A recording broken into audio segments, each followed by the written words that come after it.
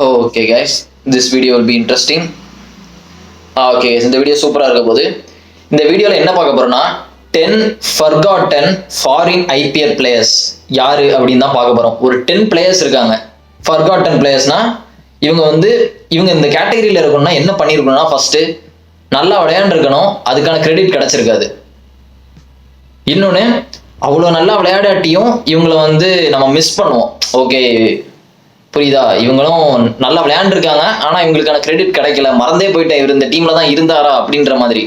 புரியுதா? ஸோ நீங்களும் வீடியோ பார்த்து முடிச்சதுக்கப்புறம் யாரெல்லாம் நீங்க ஃபர்கட் பண்றீங்க, இவங்கெல்லாம் மறந்துட்டாங்க அப்படின்ற ஃபாரின் பிளேயர்ஸ் மட்டும்தான் கமெண்ட்ல போடணும். ஓகே, இந்த வீடியோல ஃபாரின் பிளேயர்ஸ் மட்டும்தான் நான் போட போறேன். இந்தியன் பிளேயர்ஸ்லாம் கிடையாது, only foreign players, Overseas players தான். ஓகே, ஃபர்ஸ்ட் ஒன் யாருன்னு பார்த்தீங்கன்னா மிஸ்டர் கிரிக்கெட் மைக் ஹர்சி. அதாவது மைக் ஹர்சி எனக்கு தெரிஞ்சு சென்னையில் ஒரு பயங்கரமான ஓப்பனர் அந்த டைமில், அந்த 11, 12, 13லாம். ஆனால் அந்த கிரெடிட் அவ்வளோ கிடைக்கவே இல்லை எனக்கு தெரிஞ்சு மைக் ஹர்சிக்கு. ஏன்னா மைக் ஹர்சின்னு இல்லை, ரெய்னாக்கு கூட என்னதான் நல்லா விளையாண்டாலும் கிரெடிட்டை கொடுக்கவே மாட்டாங்க. இப்போ ஜெய்குவார், டூ பிளஸ்லாம் வச்சு இது பண்ணிட்டு இருக்காங்க. என்னதான் நல்ல பேட்ஸ்மேனாக இருந்தாலும் அந்த டைம் மைக் ஹர்சி ஒரு சரியான பேட்ஸ்மேன் எனக்கு தெரிஞ்சுட்டு, ஸ்டைலிஷாக ஆடக்கூடிய ஒரு நல்ல பேட்ஸ்மேன். அது மட்டும் இல்லை, ஆரஞ்ச் கேப்பும் வாங்கியிருக்காரு, நல்ல பேட்ஸ்மேன் எனக்கு தெரிஞ்சு. நான் உண்மையிலே மைக் ஹர்சியை மிஸ் பண்ணுறேன். ஃபர்காட்டன் பிளேயர் தான், ஏன்னா அதுக்கான கிரெடிட் எனக்கு தெரிஞ்சு சென்னை கொடுத்த மாதிரி இல்லை. ஏதோ ஒரு பாவமாக ஏதோ பேட்டிங் கோச்சா உட்காந்துட்டு இருக்கிற மாதிரி இருக்கு எனக்கு மைக் ஹர்சியை பார்க்கும்போது, எனக்கு அப்படி தான் தோணுது. So Mike Hussey we all forgot. Second player யாருன்னு பார்த்தீங்கன்னா Shaun Marsh, first orange cap. எல்லாருக்கும் தான் ஞாபகம் இருக்கு. எனக்கு தெரிஞ்சு அந்த டைம்ல ஆஸ்திரேலியாவில் கூட அந்த அடி அடிக்கல, நம்மளால இங்க அடிச்சாரு. பஞ்சாப்ல போலான்னு பண்ணான். பஞ்சாப்ல எவன் அடிக்கானோ இல்லையா, அவன் மட்டும் அடிச்சுட்டு இருப்பான், ஷான் மார்ஷ் மட்டும். நான் இதுவரை ஷான் மார்ஷோட மேட்ச் ஆஸ்திரேலியாவில் நான் பார்த்ததே இல்லை. அவ்வளோ ஏதோ 1-2 மேட்ச் பார்த்துருப்பேன். ஷான் மார்ஷும் மிச்சல் மார்ஷும் சேர்ந்து ஒரு செஞ்சுரி போடுவாங்க, அது பார்த்துருக்கேன். மற்றபடி நான் அவ்வளோ எதுவும் பார்த்ததே இல்லை ஷான் மார்ஷ்லாம் விளையாண்டு. ஆனால் ஐபிஎல் அந்த இன்னிங்ஸ்லாம் நான் பார்த்துருக்கேன், பயங்கரமான இன்னிங்ஸ்லாம் ஷான் மார்ஷ் விளையாண்டுருப்பான். எனக்கு தெரிஞ்சு ஷான் மார்ஷ் எப்படி சொல்ல, ஒரு இம்பார்ட்டன்டான பிளேயர்னே சொல்லலாம். பஞ்சாப்லேயே நான் சொல்றேன், டோட்டல் பஞ்சாப்லேயே நான் சொல்றேன், ஷான் மார்ஷ் ரொம்ப இம்பார்ட்டன்டான பிளேயர். ஏன்னா பஞ்சாப் ஒரு குப்பை டீம் இப்போ கம்பேர் பண்ணும்போது. பஞ்சாப் இப்போ ஒரு டீமே கிடையாது எனக்கு தெரிஞ்சு. ஏதோ 1-2 மேட்ச் ஜெயிப்பாங்க, திடீர்னு தோத்துடுறாங்க. Okay, so Shaun Marsh deserve his respect. Third யாருன்னு பார்த்தீங்கன்னா லெண்டல் சிமன்ஸ். சிமன்ஸை மறக்க முடியுமா? மும்பையில் எனக்கு தெரிஞ்சு ஒரு டைம் தான் மும்பை, எனக்கு இன்னும் வர மும்பை இந்தியன்ஸ்ல ஒன் ஆஃப் த கிரேட் ஓப்பனர்ஸ்னா லெண்டன் சிமன்ஸ் தான். ஏன்னா லெண்டன் சிமன்ஸ் ரொம்ப கன்சிஸ்டன்சியா விளையாண்ட மாதிரி இருக்கு எனக்கு தெரிஞ்சு, பயப்படாம. நிறைய பேருக்கு லெண்டன் சிமன்ஸ் எப்படி ஞாபகம் இருக்குன்னா 2016 T20 வேர்ல்ட் கப் இந்தியாவை புரட்டி எடுத்த ஞாபகம் எல்லாருக்கும் இருக்கும் கரெக்டா. அது மட்டும் இல்ல, வெஸ்ட் இண்டீஸ் சைட்ல இருந்து ஒரு மும்பை இந்தியன்ஸ் பிளேயர் வந்தேன்னா அது ஒரு பெர்ஃபெக்டான ஒரு ஆள் அப்படின்னா எனக்கு தெரிஞ்ச லெண்டன் சிமன்ஸ் தான். பொலார்டுக்கு எடுத்து நான் சொல்லிடுவேன், பொலார்டுக்கு கீழே தான் லெண்டன் சிமன்ஸ். வேற யார் இருக்காங்க நிறைய பேர். ஆனா லெண்டன் சிமன்ஸ் எனக்கு தெரிஞ்ச ஒரு நல்ல சீசன் மும்பையில் இருக்கும்போது ஒரு பயங்கரமான பிளேயராக இருந்தான். செஞ்சுரி போட்டான், கன்சிஸ்டன்சி தான். ஒன் ஹிட் ஒன்று இல்லை, அப்படி கன்சிஸ்டன்சியா 50-50 அந்த மாதிரி விளையாண்ட மாதிரி இருந்துச்சு. So he deserve his respect. So third Lendl Simmons. Fourth யார் அப்படின்னு பார்த்தீங்கன்னா ஜார்ஜ் பெய்லி. எனக்கு தெரிஞ்சு ஜார்ஜ் பெய்லி மட்டும்தான் ஃபைனலுக்கு பஞ்சாப் எடுத்துட்டு போயிருக்கான். ஜார்ஜ் பெய்லி ஒருவேளை 2014 பஞ்சாபை ஃபைனலுக்கு எடுத்துட்டு போவாட்டி எனக்கு தெரிஞ்சு பஞ்சாப் ஒரு ஆளாவே யாரும் மதிச்சிருக்க மாட்டோம். ஏன்னா எல்லாருக்கும் தெரியும் பிரீத்தி சிண்டாக்கு கிரிக்கெட்டை பத்தி எதுவுமே தெரியாதுன்னு. பிரீத்தி சிண்டாக்கு கிரிக்கெட்டை பத்தி எதுவுமே தெரியாது, ஏன்னா ஒரு விமன். சிம்பிளா சொல்ல போனா கிரிக்கெட்டை பத்தி எதுவுமே தெரியாது. கொடியை வச்சு ஜாலியா கத்த தெரியும், எப்படி டீமை மேனேஜ் பண்ணணும் தெரியாது, எந்த பிளேயரை வாங்கணும் தெரியாது. தெரியாதனமா ஏதோ ஒரு இதுல 2014 குழப்பி போட்டு Maxwell, Warner, Miller, Bailey, Sehwag எல்லாரும் எடுத்து போட்டாங்க. பார்த்தா டீம் கிளிக் ஆயிட்டு. எனக்கு தெரிஞ்சு பஞ்சாப் அவ்வளோ தூரம் கொண்டு போனது உண்மையிலே பயங்கரமானது.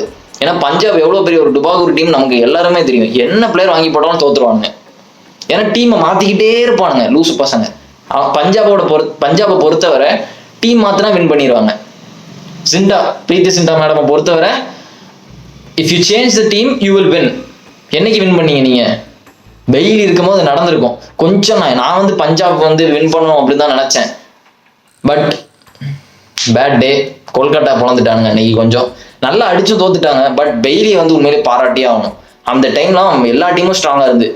பெய்லியோட பிரைமே எனக்கு தெரிஞ்சு அந்த 13, 14, 15 எல்லாருக்குமே தெரியும். அந்த 2013 சீரீஸ் நடந்துச்சு ஆஸ்திரேலியாவுக்கும் இந்தியாவுக்கும், அதெல்லாம் பயங்கரமானது. அந்த டைம்ல ஆஸ்திரேலியாலே ஒரு நல்ல கேப்டனா இருந்தா, ரொம்ப காமான ஒரு செரிஷ்ஃபுல்லான ஒரு கேப்டனா இருக்கிறது தான் ஜார்ஜ் பெய்லி. ஸோ ஜார்ஜ் பெய்லிக்கு வந்து எனக்கு தெரிஞ்ச கிரெடிட் வந்து கொடுத்தே ஆகணும். ஏன்னா நிறைய பேர் பேசுறதே இல்லை, ஜார்ஜ் பெய்லி ஒரு ஆளாவே எடுக்கல.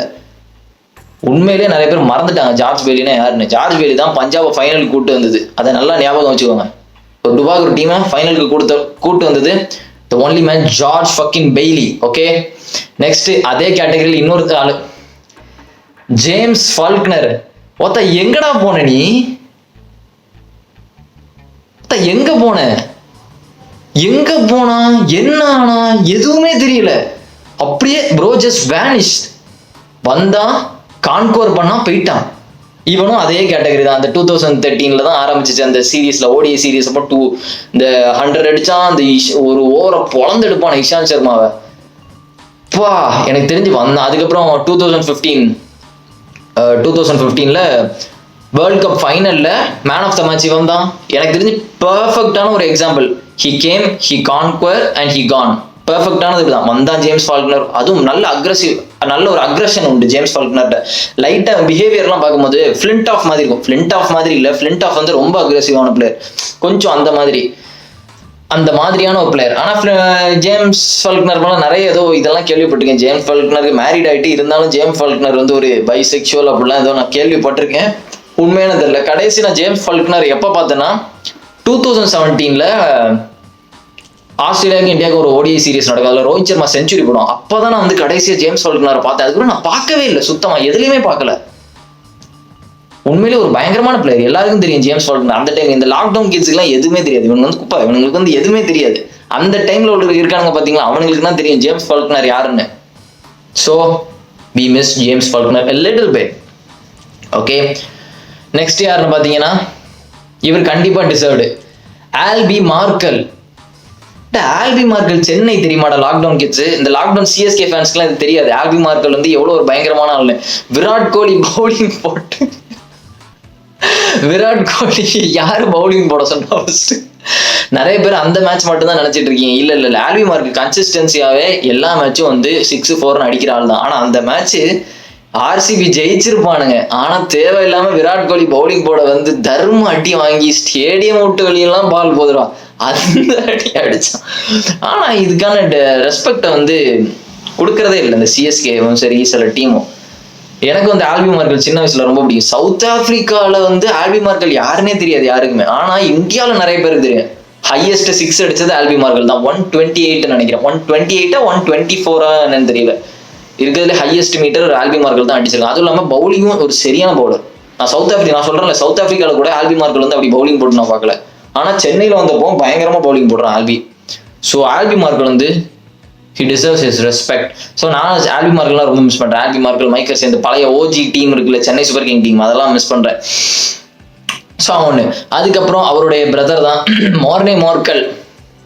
கொல்கத்தா நைட் ரைடர்ஸ்ல இருக்கும்போது மோர்னே மார்க்கலை பார்த்தாலே மிரளுவானுங்க. எப்பா ஸ்டம்ப்லாம் பறக்கும் மோர்னே மார்க்கல் இருக்கும்போது. எனக்கு தெரிஞ்சு இன்னும் வர ஒரு பெர்ஃபெக்டான ஒரு பவுலர் கிடைக்கல. இப்போ கூட ஸ்ட்ரகிள் பண்றாங்க கொல்கட்டாவுக்கு ஒரு ஃபாஸ்ட் பவுலர் கிடைக்காம. அந்த டைம்ல மோர்னே மார்க்கல்லாம் இருக்கும்போது பறக்க விடுவான். மோர்னே மார்க்கல்லாம் அப்படி போடுவான். ஸோ மோர்னே மார்க்கலுக்கு வந்து ஒரு பயங்கரமான பவுலர் தான். ஸோ இவங்களையும் நம்ம வந்து ஃபர்கட் பண்றோம். நிறைய பேர் மறந்துடுறாங்க மோர்னே மார்க்கல்னு ஒருத்தன் இருந்தான் அப்படின்றது. இல்ல இன்னும் வர ஒரு பெர்ஃபெக்டான ஒரு ஃபாஸ்ட் பவுலர் யாருமே வரல எனக்கு தெரிஞ்சு. கொல்கட்டாவில் வேற ஏதாவது ஃபாஸ்ட் பவுலர் இருந்தாங்க. பேட் கமின்ஸ் வந்தா. பேட் கமின்ஸ் ஒன்றும் மோர்னே மார்க்கல் அளவுக்கு வந்து எதுவும் இம்பாக்ட்லாம் பண்ணலை எனக்கு வந்து. பேட்டிங்ல கூட ஃபாஸ்டஸ்ட் 15 போட்டால். ஆனால் மோர்னே மார்க்கல் அளவுக்கு பவுலிங்ல எதுவுமே பண்ணலை அவ்வளோ. ஸோ இன்னும் வர அது மிஸ்ஸிங் இருக்குது. So Morne மார்க்கல் we all miss him. Okay, next யாருன்னு பார்த்தீங்கன்னா கிறிஸ் லின். இவர் வந்து தெரியும். கிறிஸ் லின் வந்து கிட்டத்தட்ட நல்ல பேட்ஸ்மேன் தான். ஆனா மும்பை இந்தியன்ஸ் எப்போ போனானோ யாருன்னே தெரியாம அது ஆயிட்டான். பிக் பாஸ்லனா ஒரு பெரிய ஆளு அடிச்சு 5 6 அடிச்சிருக்கான்னு நினைக்கிறேன் ஒரு ஓவர்ல. 5 6 அடிச்சிருக்கான் ஒரு ஓவர்ல. அதுவும் நல்ல அட்டாக்கிங் பேட்ஸ்மேன். ஆனா மும்பையில போய் இவன் வந்து இறங்காமலேயே அவன் ஃபார்ம் வந்து இதாயிருச்சு. அது வந்து மும்பை எதுவும் சொல்ல முடியாது. ஆனா அந்த டைம்ல வந்து மும்பைல வந்து டிகாக் இருந்தான்னு நினைக்கிறேன். I think so. ஆமா, டிகாக் தான் இருந்தான்னு நினைக்கிறேன் டீம்ல. அதனால கிறிஸ்லினை இறக்க முடியல, வேற வழியே இல்லை. இருந்தாலும் கிறிஸ்லின் வந்து ஒரு பயங்கரமான பேட்ஸ்மேன் எனக்கு தெரிஞ்சு. இந்த அட்டாக் பண்ற மாதிரி வந்தோன்னு இந்த ஃபில் சால்ட் மாதிரி கிட்ட ஆமா ஃபில் சால்ட் மாதிரி தான் கிட்டத்தட்ட வந்தோன்னு அடிக்க தான் பார்ப்பான். So we miss Lynn.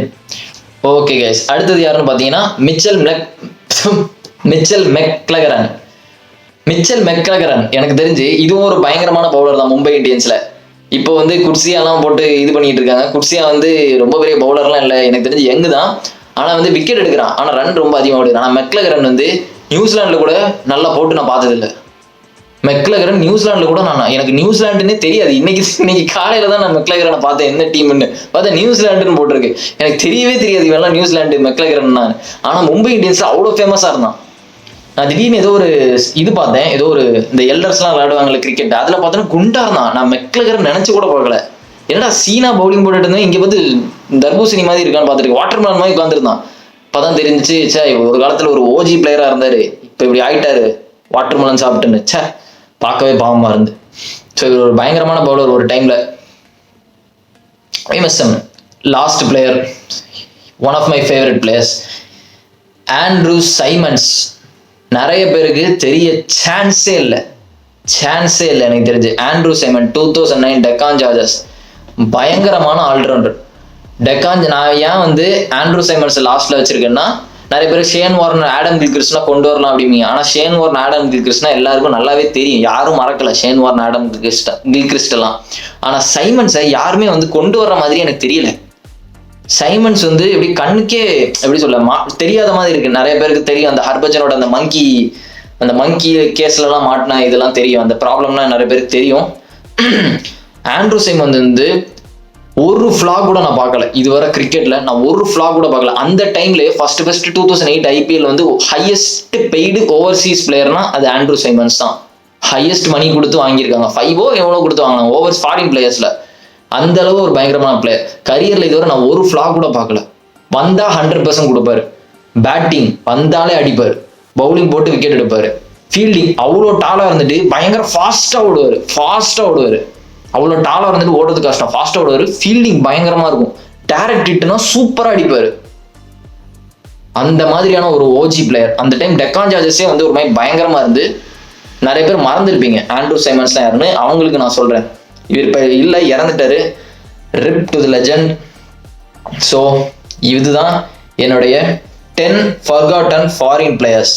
Okay, உங்களுக்கு ஏதாவது ஃபாரின் பிளேயர்ஸ் வந்து ஃபர்காட்டனாக இருந்தால் கமெண்ட்ல போடுங்க. நான் வந்து ஃபாரின் பிளேயர்ஸ் ஃபர்காட்டனா கிறிஸ் கெயில் அவங்களெல்லாம் சொல்லலை, இவங்களெல்லாம் யாருமே மறக்கலை.